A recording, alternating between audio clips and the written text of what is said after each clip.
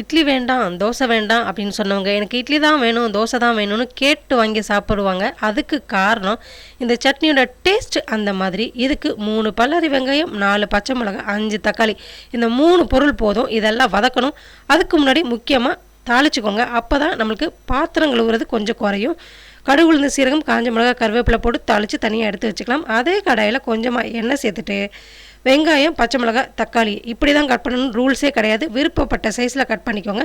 First வெங்காயம், தக்காளி 2 நிமிஷம் நல்லா வதக்கிக்கோங்க.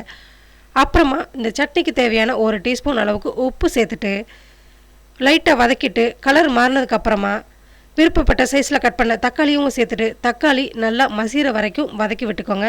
நல்லா மசிஞ்சதுக்கப்புறமா அடுப்பு ஆஃப் பண்ணிவிட்டு சூடு நல்லா குறையணுங்க. குறைஞ்சதுக்கப்புறமா மிக்ஸி ஜாரில் சேர்த்துட்டு மழுன்னு அரைச்சி எடுத்தோம்னா சூப்பரான வெங்காயம் தக்காளி சட்னி தயாராகிடும். நீங்களும் இதே மெத்தடில் ட்ரை பண்ணுங்கள். சாப்பிட்டு என்ஜாய் பண்ணுங்கள். Thank you friends.